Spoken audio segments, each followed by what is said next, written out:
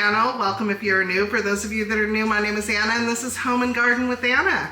Today we are making our annual fall dinner from beginning to end. I started this tradition when my boys started getting married off and I had to start sharing the holidays with the bride's parents. And so we traded off every other year. And I hated the fact that I wasn't gonna have my boys for Thanksgiving. And so I decided to start a fall dinner tradition, and we do it every year. I was fortunate enough the year before we left to come here in November, we were able to have a fall dinner. And then last year, Ernie and I went back to California and we were able to do it there. And mind you, the one in California was the last one where all my boys were together with us and all the grandkids together. So then last year when we went to California, we did it at my son's house. My mother-in-law, my brother-in-law came. It was really nice. So this year we are having our son, daughter-in-law, and the grandkids come, and I'm gonna make a big Thanksgiving dinner. But we call it fall dinner. So every year it looks different. Some years I do ham, some years I do turkey, some years I do chicken. One year I just bought those little turkey breasts that are already cooked. You just reheat in the oven, and those were delicious and a hit. But it looks different every year as far as the main goes, but the sides are always the same. Except for today, I'm making a carrot souffle, which is absolutely delicious. I've never done that for fall dinner before. We had it at a restaurant here at the Bell Buckle Cafe here in Tennessee, and we were in love with it. So I found a recipe. We're gonna make that today. Doing roast chicken, carrot souffle, dressing, mashed potatoes, green bean casserole, biscuits, and gravy. Now, I tend to take some shortcuts from the store. So a couple of things that I do that I wouldn't normally do in like a fancy Thanksgiving dinner is I'm doing everything in these. So I'm gonna make up the dishes, put them all in here, cover them with foil, and put them in the fridge until we're ready to get them in the oven. And that makes for easy cleanup for me. And then I have a larger one for all the chicken that we're gonna do. We're gonna do a yummy roast chicken as well. We're gonna get a Crock-pot apple crisp going as well for dessert. So yeah, anyways, the first thing we're gonna get started on is the carrot souffle. So let's get busy.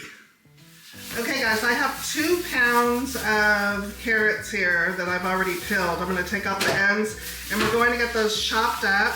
I got this at Costco. And it was like $15, and it's a lifesaver. I love it. It has this large blade cutter and then a smaller one, and I love it. It makes all of your jobs go so much quicker.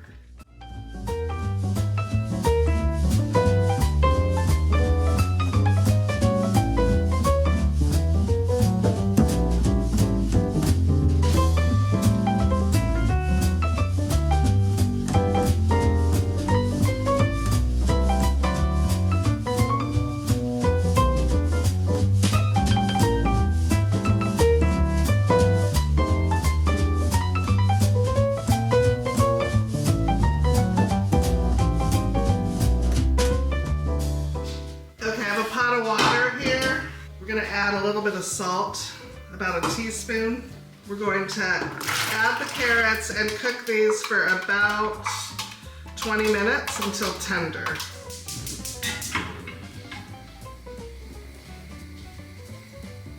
Okay, I made the mistake of not hitting record while I was making this, but let me just tell you my steps. Everybody makes this, I'm pretty sure, during the holidays, but I make mine really creamy, and the way I do that is I added 5 cans of the French style green beans. That's the ones I like to use.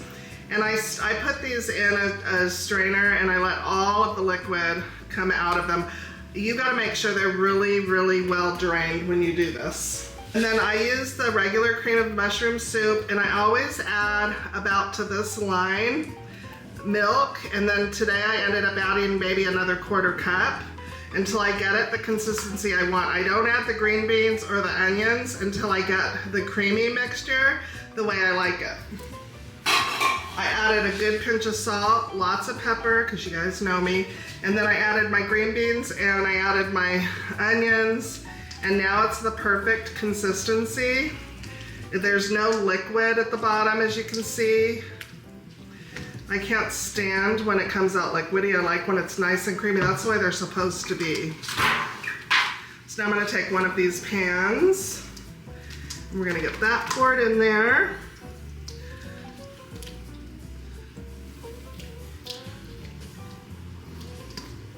Now usually during the holidays, you're super busy, right? When you're making a big meal and you have to remember all these different things to do. I do believe this recipe says to bake this and then covered, and then pour the crispy onions on top and remove the foil and bake it for like some more time. I don't do that because I never have time. So I always go ahead and put the onions on top now.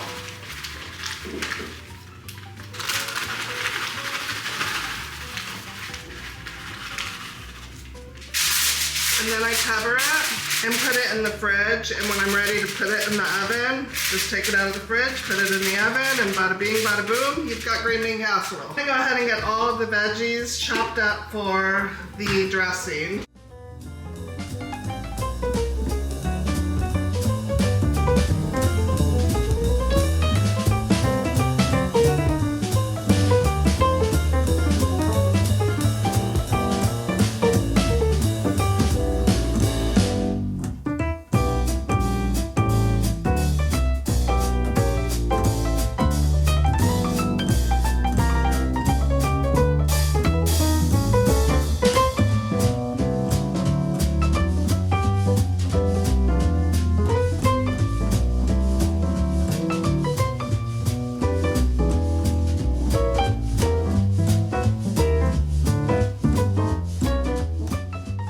Let's check the carrots. We're gonna go ahead and get the veggies ready for the dressing. So I'm just gonna put some avocado oil in here. I have this Amish country roll butter. So I'm going to put that in here as well. Put a good amount in there. Now we're going to go ahead and add the celery and onions. I'm going to add some pepper to this. I'm going to add a little bit of sage. Quick dash of nutmeg, not much. A little bit of onion powder and garlic powder. That, give it a mix. Okay, we're gonna let this just sit and simmer for a few minutes. I want the celery super tender and the onions super tender as well. Let's go ahead and work on our carrots.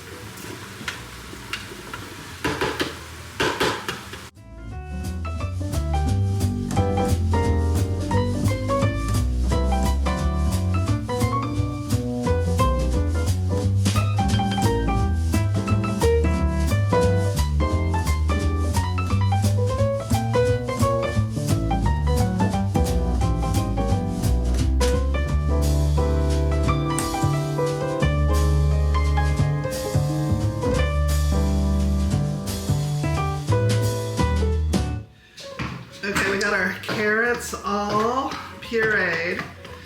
This is 2 pounds. If you're making this for a large crowd, I probably would do 4 pounds. This is 2 pounds. 6 tablespoons of all-purpose flour, 2 teaspoons of baking powder, 1 teaspoon of salt, a 3/4 cup of white sugar,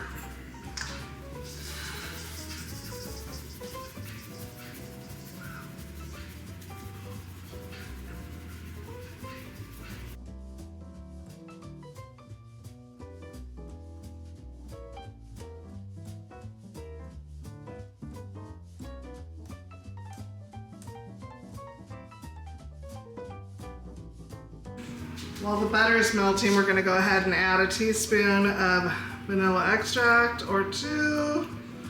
Go ahead and get the hot butter in here and cool it off before I add the eggs. I don't want scrambled eggs.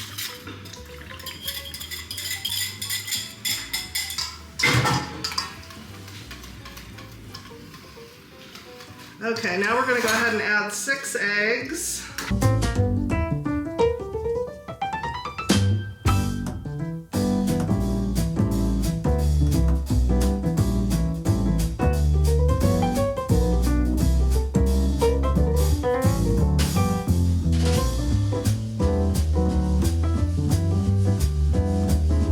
This bakes at 350 for about 45 minutes.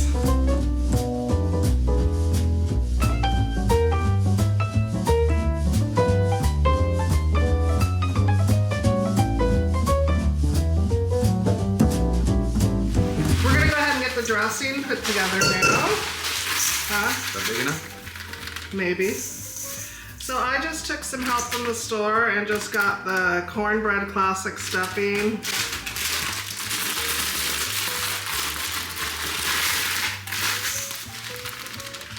This might not be big enough, but we'll see.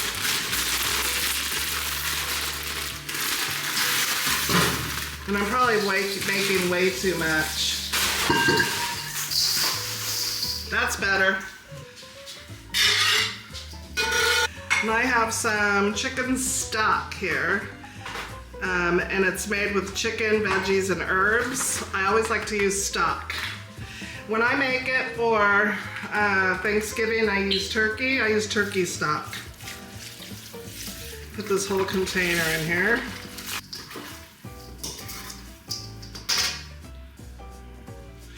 Sprayed a little avocado oil. I think I got it, babe. This is my famous last words.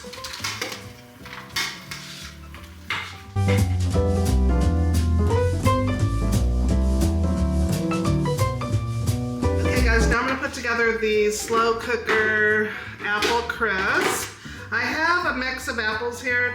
I have 2 Granny Smith, and then I had a bunch of red apples that need to be used. So I've got a total of 6. So we're gonna go ahead and get these cored and cut up.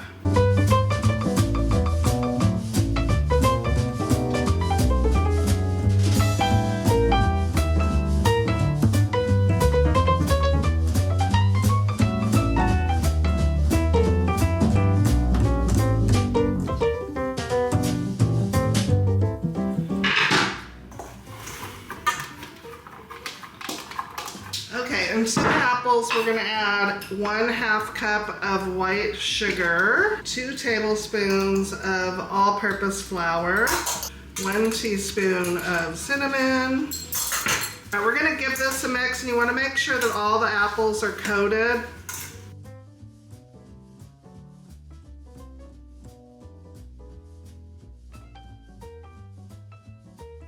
Okay, now we have our Crock-pot here. We're gonna go ahead and spray this down with some cooking spray.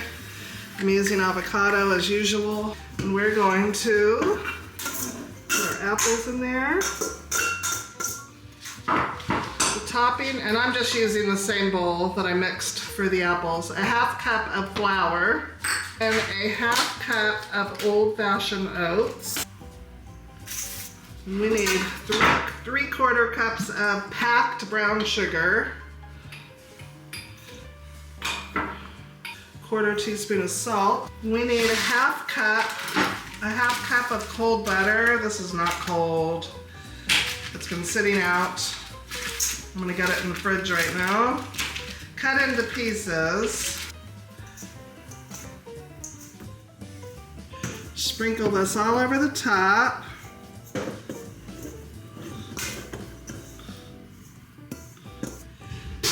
I'm gonna shred a little bit more butter on top here.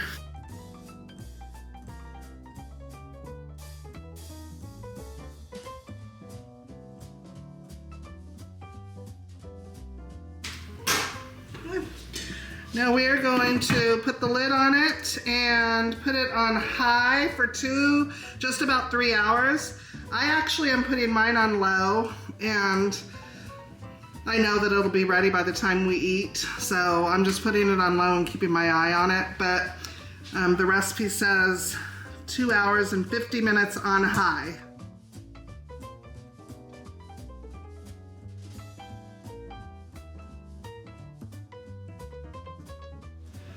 Okay guys, I'm gonna make a herb spread. We're getting ready to do the chicken. And I've got about a cup of butter melted here, maybe a little bit more. And I'm gonna add some garlic to that. Pepper, lots of pepper. Add some lemon zest. I have some rosemary here. Just take a couple of sprigs. It smells so good. Okay. And you're gonna give this a good dice. You want these pieces really small. We have the oven preheated to 400.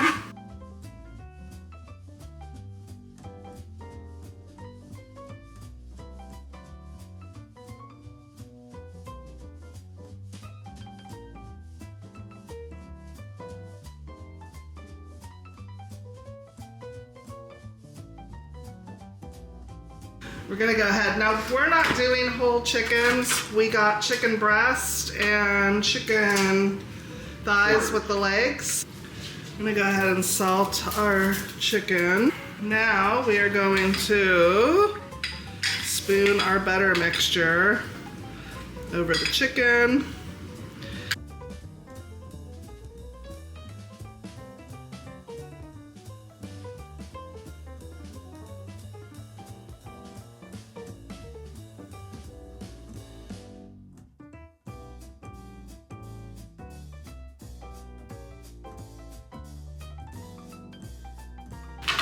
Now, because I'm going to use the drippings to make a gravy, I'm going to go ahead and add onions, carrots, and celery to this because that's the trio that adds flavor to everything.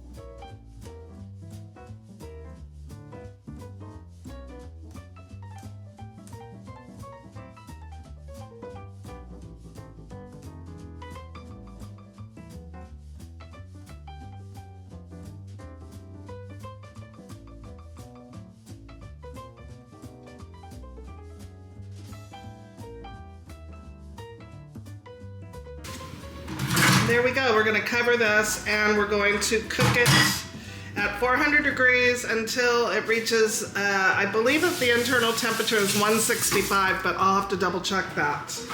Cook it until it's done.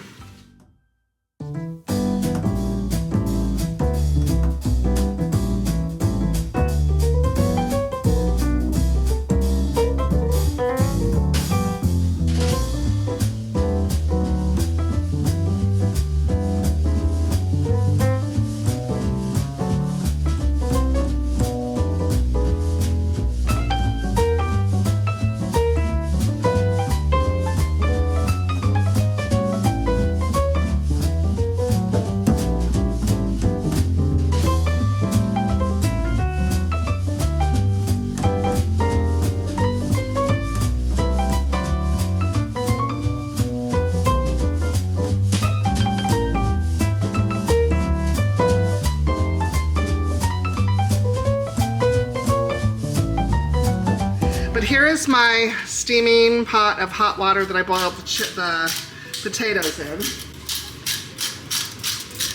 Now I'm just going to set my bowl here on the pot of hot water